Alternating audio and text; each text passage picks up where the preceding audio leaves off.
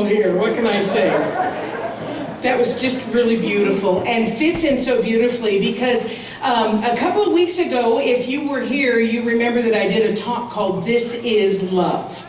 And as I explained to you a couple of weeks ago, it's an unusual topic for me to talk about because, you know, like a lot of people, I equate talking about love with romantic love, and that isn't really my strong suit. And I'd rather really stick with the topics that I'm pretty good at, like, you know, taking risks and prosperity and stuff like that. But what happened for me was that a couple of weeks ago, I had this really profound experience around the topic of love, and it shifted how I saw and how I viewed love. And I shared with it a couple of weeks ago, so I'm just going to recap for those of you so that we can all make sure that we're on the same page. I talked about doing the 21-day meditation with Deepak and Oprah. We're on first name basis, you know, we're friends. You know, if Oprah married Deepak, she'd be Oprah Chopra.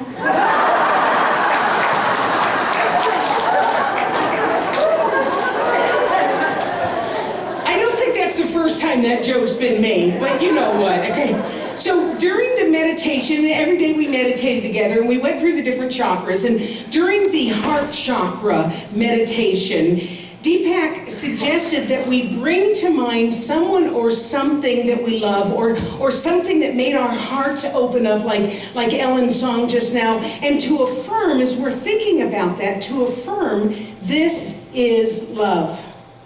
For instance, if you're working in your garden, and from what I understand from Calgarians, it's almost gardening season, right? Except for, then you also tell me it's about to snow again, so you know what, once again, I don't know what to think. But, so you're in your garden and the sun is shining down on you and there's a nice breeze going and you're just feeling one with everything. To take that moment and just go, this is love. This is how love is showing up in my life right now. Or if you're having a wonderful conversation with someone and it feels so wonderful to be talking to them on the phone or in person, say to yourself, this is love.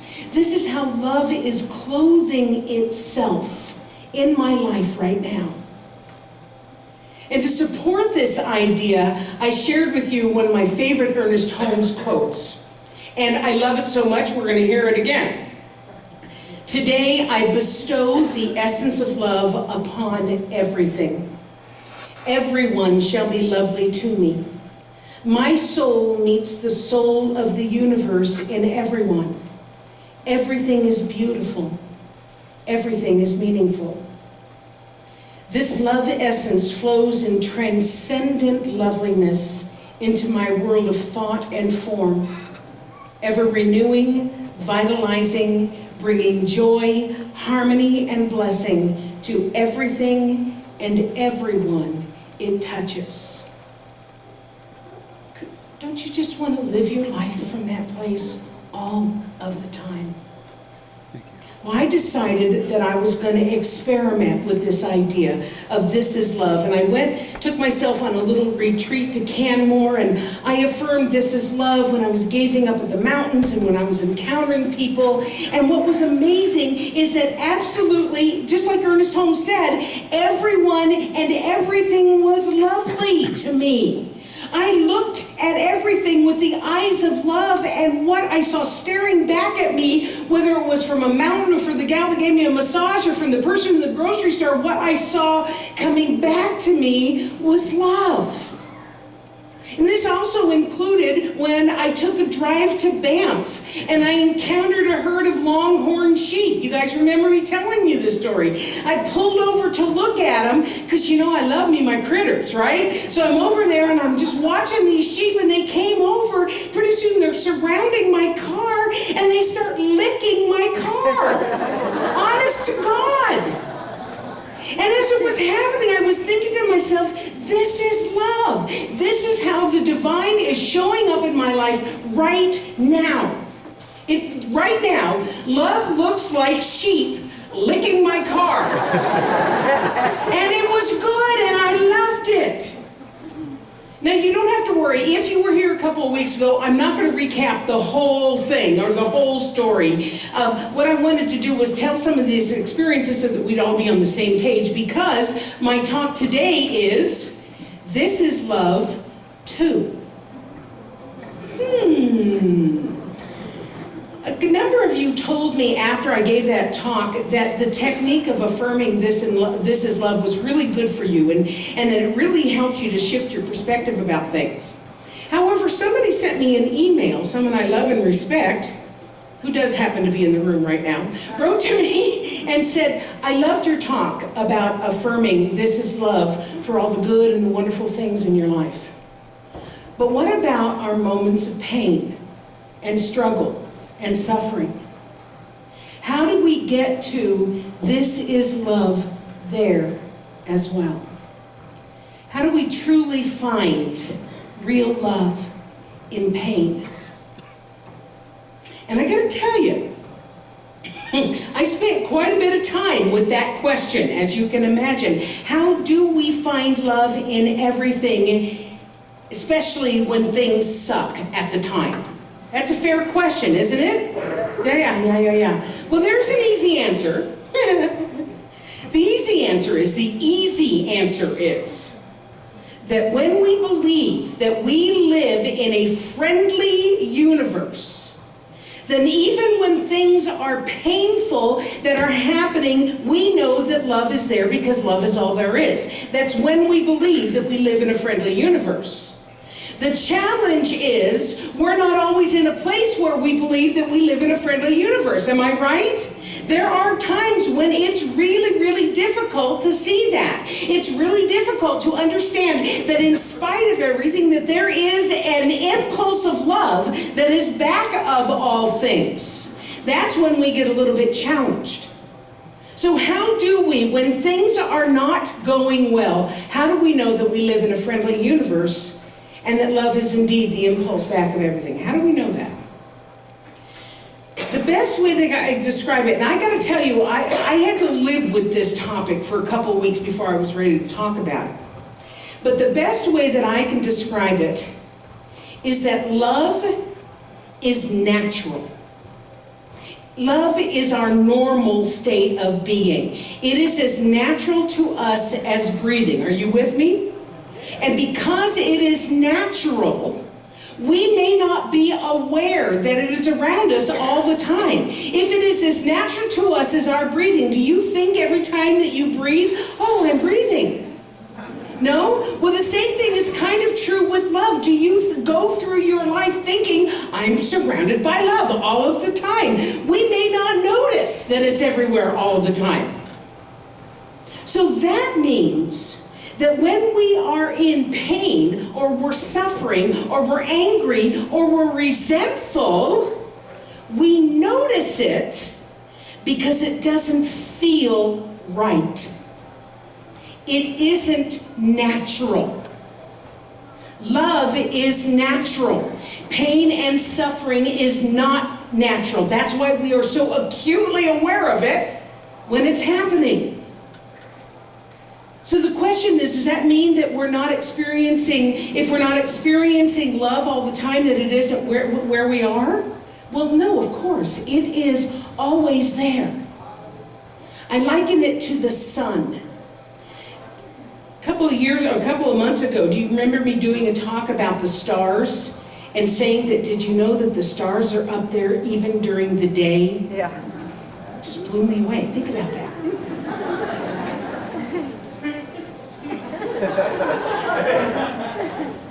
Well, the same thing is about the sun. Just because we can't see the sun at night, does it mean it's not there? Of course not. The sun is always there. It's just shining on another part of the planet. So we can't see it. But even when it isn't shining, it's still there. It never goes away. Even on a day like today, the sun's up there, right? It's providing us warmth and light, well, some warmth and light. It's nurturing us. It's nurturing the plants, please, to start growing and coming in green. Years ago, when I was a soloist at different Science Mind centers, I would often sing a song with these lyrics, and they just came to me yesterday. I believe in the sun, even when it isn't shining. I believe in love, even when there's no one there. And I believe in God, even when God is silent.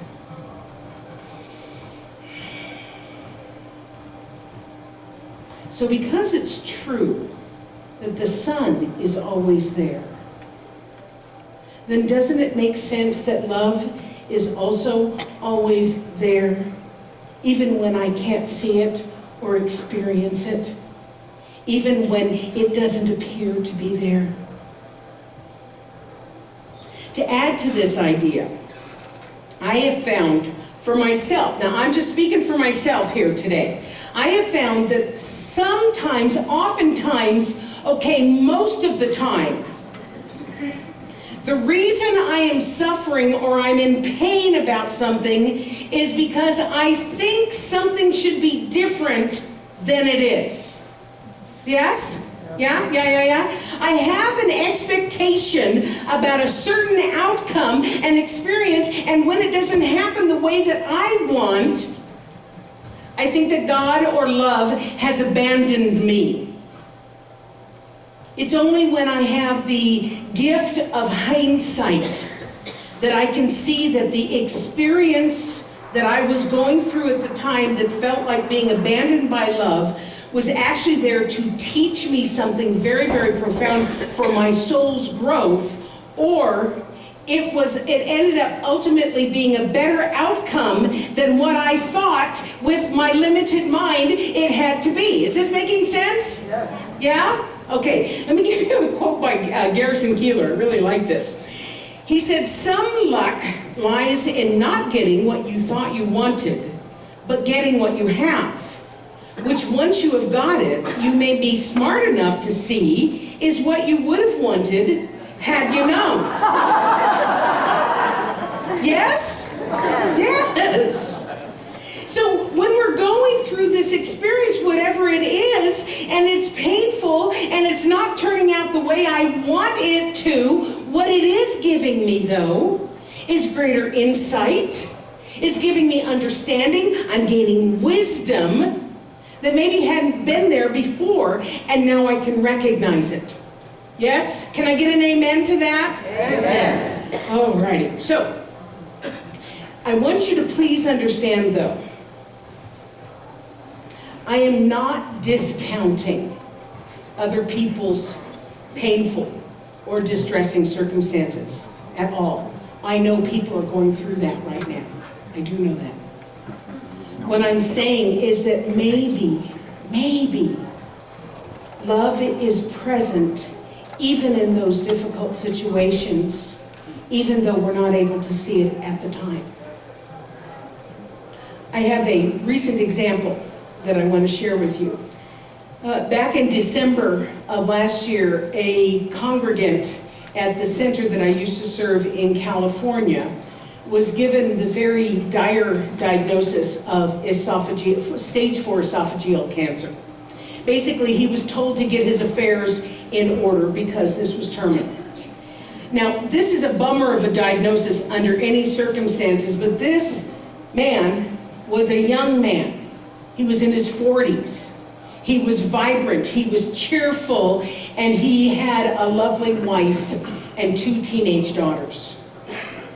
And during the months after his diagnosis, they did everything they could to try to get this thing arrested to combat the cancer. Unfortunately, it wasn't working. And it was time for him to start putting his affairs in order, so to speak.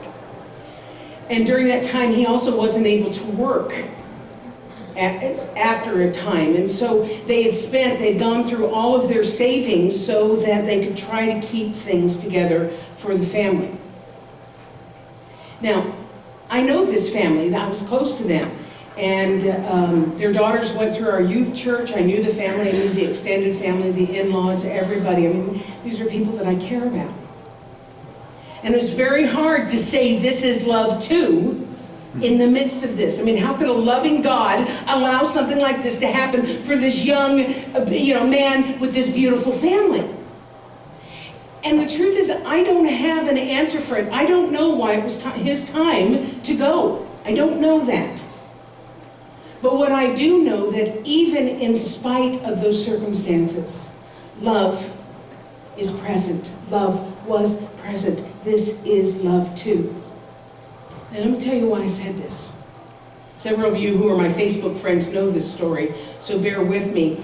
A family friend of these people had decided to do a fundraiser on Facebook to see if she could raise some funds to help the family defray some of the expenses and the bills that they had incurred during his illness. So she set up a website, and the website talked about this family and how beloved they were in the community. And it spoke about how this man had touched so many people's lives because he was so enthusiastic and he was so cheerful. And it talked about the love that he had for his wife and his daughters. And they set the goal at what seemed at the time this kind of unrealistic amount of wanting to raise $100,000. She posted the fundraising request on Monday morning, and by Tuesday afternoon, they had raised over $63,000. By Thursday, they had exceeded the $100,000 mark. Now, this would have been remarkable anyway. It's a cool story about community kind of stepping up and coming together in love, but that isn't the whole story. The request went viral on several social media sites. It got onto the local news, and people were donating to this cause who never knew that man and never knew his family. And it wasn't happening with these huge donations coming in. It was happening by $5 and $10 donations. With people saying, I lost my mother to cancer. I feel for you. With people giving $5 and $10 donations. At last count, I checked last night, 2,993 people, friends and family and strangers, have donated $118,000 to this family. This is love, too. I will tell you that the man made his transition last Saturday, and he was surrounded by his wife and his daughters and his in-laws and his mom and other people who loved him. But think about the fact that he went on to his next experience aware of the love that people had shown to him and to his family. Think about that. Love is all there is, and this is love too.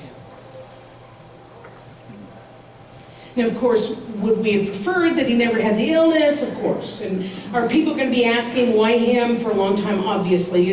And the family and the friends, they may be angry for a while, but in my mind, there was never, ever, ever, ever a question about whether love was present, because clearly it was. I'm going to share with you another Ernest Holmes quote. Life is not only where we are, it is what we are. It is in as well as around us, and its whole impulsion is love. The universe does rest on the shoulders of love. Love is the real lodestone of life.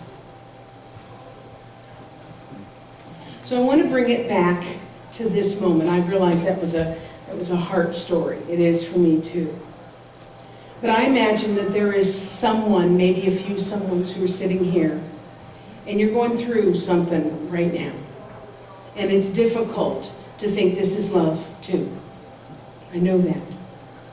It's easy to affirm love when you're on retreat and getting massages and surrounded by gorgeous mountains and having wild animals licking your car. It's easy. But to learn to be able to recognize love and grace in the midst of turmoil and difficulty, That takes great spiritual maturity, and it takes strength, and it takes deep belief. So what I'm going to do is take us through a similar situation than we did a couple of weeks ago. So, Oliver, por favor. What we did a couple of weeks ago was close our eyes and bring to mind something that made us feel good and affirmed this is love. It was wonderful. Don't stop doing that either. But today we're going to do something slightly different. So I'm going to invite you to close your eyes for a moment.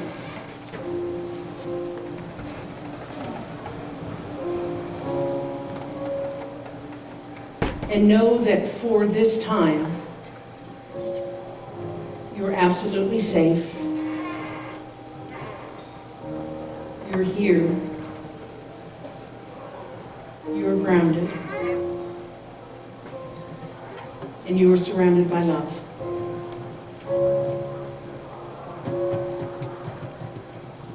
And now bring to mind something that is challenging you.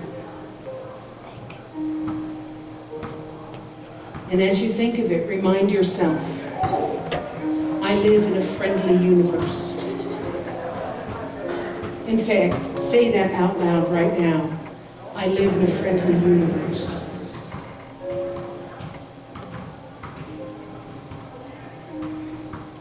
And now, say to yourself, this is love too.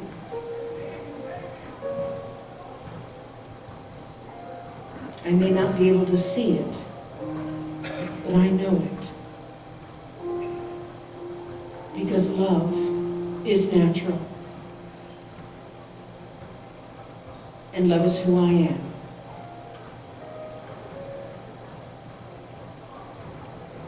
This is love too.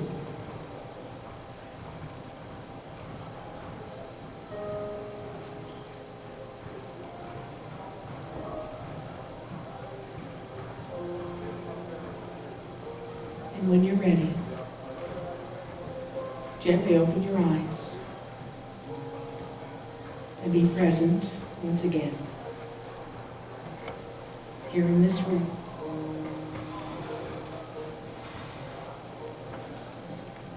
I love you. Namaste.